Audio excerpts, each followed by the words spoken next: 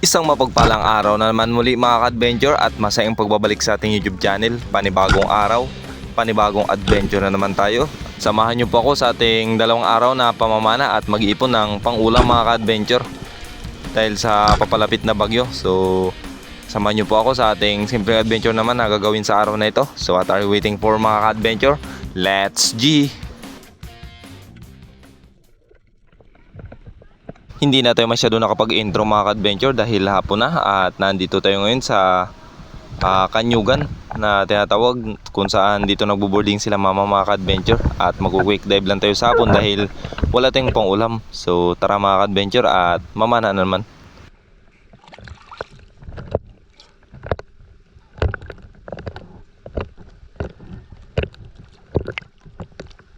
Let's G mga ka-adventure. At pagkatapos natin mag-preferred mga ka-adventure ay diretso na syempre tayo papunta ng labasan at medyo malayo-layo pa yung lalangin natin, nasa 15 minutes siguro. Ayan, dahil malayo din po yung kantuan ng Kanyugan na ito, para ding Kanipo Islands yung sistema niya. At pagdating natin dito sa labasan ay load na agad ng pana at nang sa ganoon ay syempre makapag-umpisa.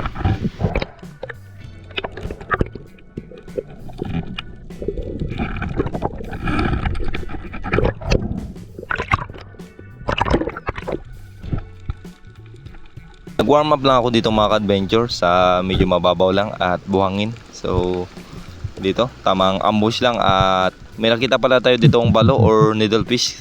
So nagbabalak sana ako at nagtatry na tirahin siya pang sabaw, kaya lang baka hindi ko rin tamaan kaya hindi na ako nag-attempt at maghanap na lang tayo ng ibang pang-ulam.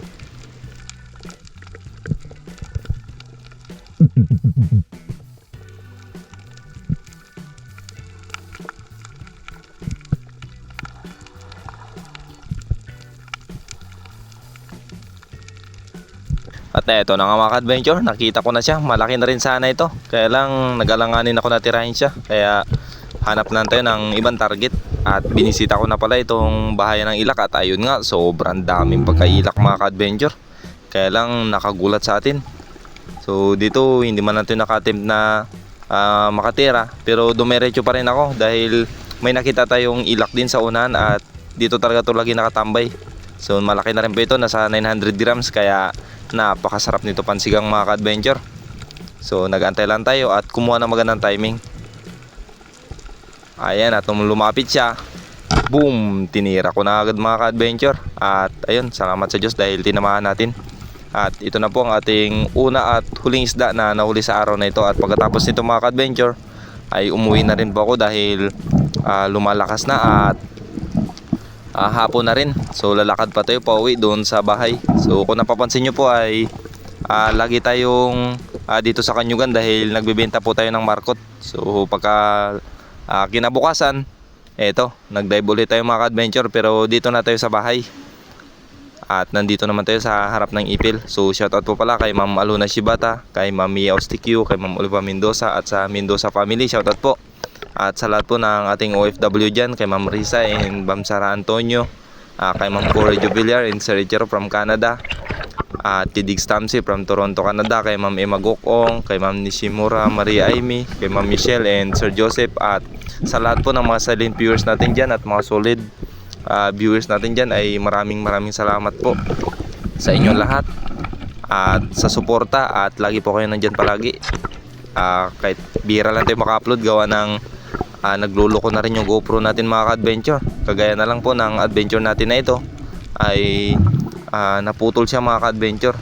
Nagkaroon ng problema, naghang na yung GoPro natin at nagluloko na rin talaga siya. So dito, after natin makalabas ay nag-warm up tayo sa mababaw mga ka-adventure dahil sa unang parte niyan ay merong bahayan ng ilak, at ilak lang talaga yung madalas na tinatarget natin dito sa harapan lang dahil yun yung common na palagi nating hinahunting mga ka-adventure kapag nandito. At isa pa, yan din yung isa sa masarap pang ihaw at pansabaw, kaya syempre ilak na tayo.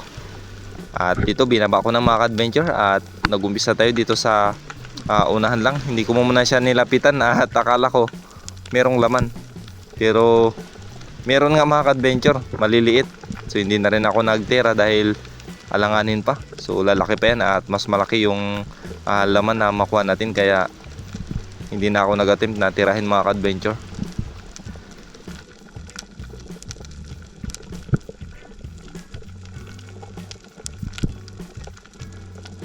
And once again po, gusto ko lang rin po magpasalamat sa mga hindi po nag-skip ng ads dyan. Ay maraming salamat po sa inyo lahat mga ka-adventure. Lalo na sa ating isa rin sa mga solid game, si Ma'am Gretchen Copia, si GR Silagan. Mga non-skippable ads po yan sila. At sa lahat po ng mga hindi po nag-skip ng ads ay pasensya na po kayo kung hindi ko po nababanggit dahil nakakalimutan ko na rin po sa dami rin po ng nagko-comment ay ganun pa man, maraming salamat po sa inyo lahat mga ka-adventure. I really appreciate po yung mga comment nyo dyan sa baba sa ating comment section. Pero mag-shoutout din po tayo pag may pagkakataon mga ka-adventure. So this time nakasalubong po sana tayo ng maraming ilak, kaya lang maliliit pa yung iba, undersize. So hindi na rin ako nagpitas mga ka-adventure at naghanap tayo ng mas malalaki, kasi mas malaki, mas sulit kapag tinira mo. So ang grupo kasi ng ilak mga ka-adventure, once na nakatira ka nyan, automatic iilap na yan ang mga kasama niya. Kaya dito pinili ko rin sana yung malalaki, kaya lang wala rin tayo natira, sobrang pili. So sayang mga ka-adventure.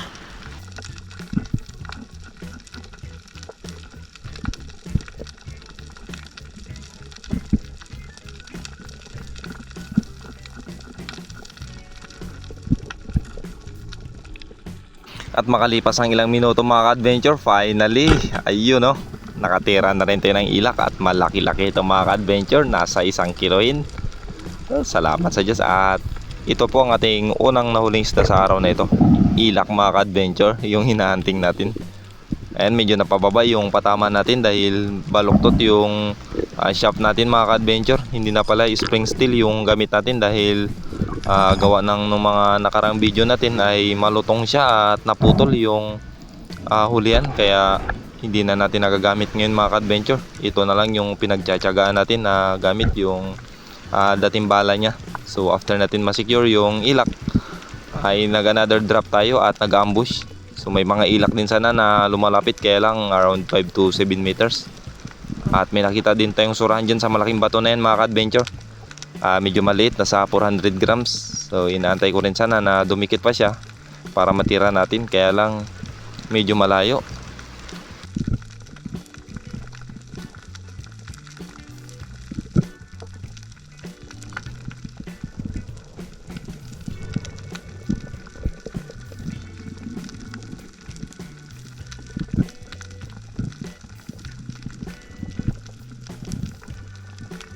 Nag-comment po pala mga ka-adventure na bakit palagi malabo yung spot. Ay opo, malagi po talaga malabo yung spot dito at pambihira lang siya maglinaw mga ka-adventure dahil open sea po ito. At kapag malakas lang yung alon ay automatic lumalabo agad siya. So may mga pagkakataon naman po na namamana tayo na linaw, pero saglit lang, umaga pagkatanghali na lumakas yung alon, malabo na naman. Kaya kung napapansin nyo po ay lagi ko pong nasasabi na malabo talaga palagi yung dagat. At dito mga ka-adventure, another ilak na naman yung target natin. At ayun, maganda-ganda ang timing natin sa ilak na ito dahil lumapit talaga siya. At malaki rin ito mga ka-adventure, nasa 1 kilohin din.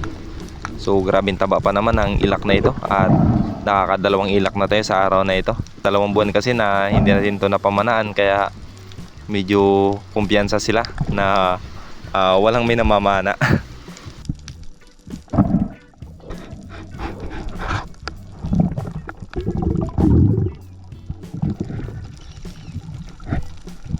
At dito mga ka-adventure, another ambush na naman. At maraming ilak pa rin talaga na umiikot-ikot dito. So nagtiyaga tayo na mag-ambush ulit. At ito lang yung isa sa nakakakaba talaga dahil kapag solo dive ka ay kailangan mo talaga mag-control, lalong-lalo na sa hangin. At isa pa, lagi kang huwag magkumpiyansa. Kapag nakaramdam ka ng first attempt ay angat na agad, kasi unang-una walang may mag-rescue sa'yo. At dito mga ka-adventure, isang grupo din sana ng ilak ang dumaan, kaya lang hindi ko nakalabitan. Sayang, na late ako, ang lapit na sana. Hanggang sa naubos na lang yung hangin natin dito at umangat ulit.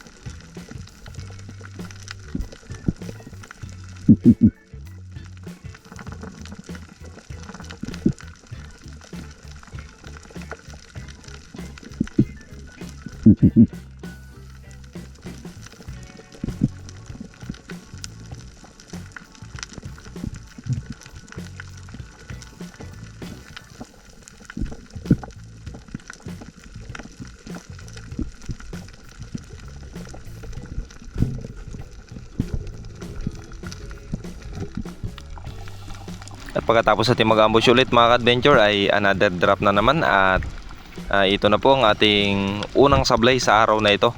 Sayang, ang laki na rin sana ng ilak na ito mga ka-adventure. So hindi kayo spiro kapag hindi mo ito nararanasan. So ito na po ang ating naging unang sablay.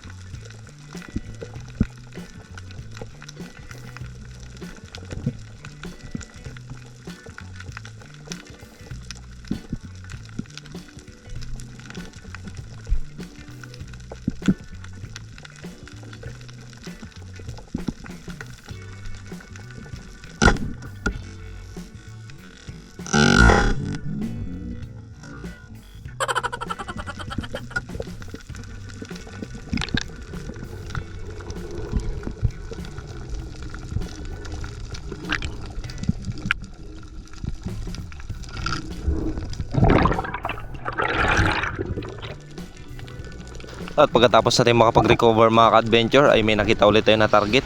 So samaral na naman mga ka-adventure. At dito medyo mailap siya at hinahabol ko. So sinusundan ko lang talaga siya at kumukuha lang tayo ng magandang timing. At nung huminto siya konti at bumalagbag, tinira ko na kahit long distance. Yun no, tinamaan natin mga ka-adventure, nasa 4 meters yan. Pero sapul pa rin at ito na po ang ating ikatlong isda na nahuli sa araw na ito.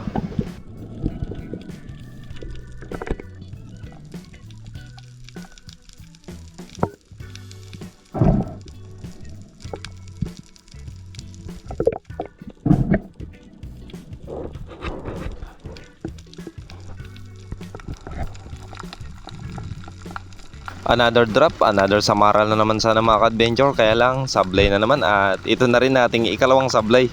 Sayang, ang lapit na sana pero hindi pa rin natin tinamaan.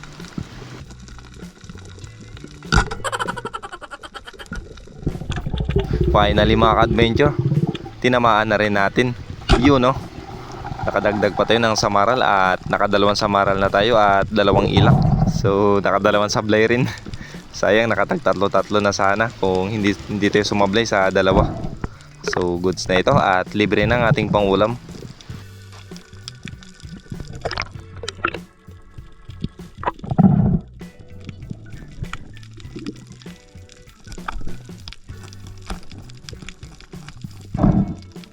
Ito ang isa sa kagandahan mga ka-adventure kapag mayroon kang diving knife, dahil bukod sa pang safety at pamputol sa mga anumang sabit-sabit kapag may aberya ay pwede mo rin siya gamitin pang saksak or pang patay sa kamandag ng danggit. So yan po yung ginagawa ko kapag nakakahuli tayo ng danggit para iwas tinik na rin. So yun, share ko lang. And this time ilak na naman sana mga ka-adventure, malaki na rin ito. Kaya lang sumablay tayo. Ayun no, nakatatlong sablay na. And drop tayo ulit. Another ilak na naman mga ka-adventure, and this time hindi natin nakalabitan.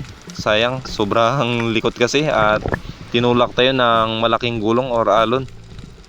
So dito inaantay ko lang na lumabas siya at matagal na rin talaga yung hunting ko sa ilak na ito. Hanggang ngayon hindi ko pa rin na huli. Ayan no, sayang talaga mga ka-adventure, ang tagal ko nakalabitan.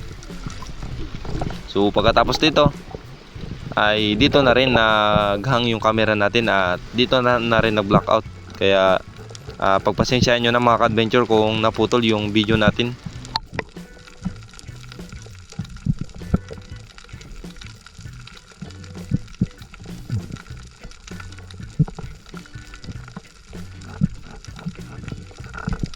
At pag-angat natin dito mga ka-adventure ay dito na rin siya nag-blackout. So dito na po nagtatapos ang ating adventure sa araw na ito. And Ayun, maraming salamat po. So kita-kits lang po ulit tayo sa ating susunod na adventure. Maraming salamat and God bless sa ating lahat.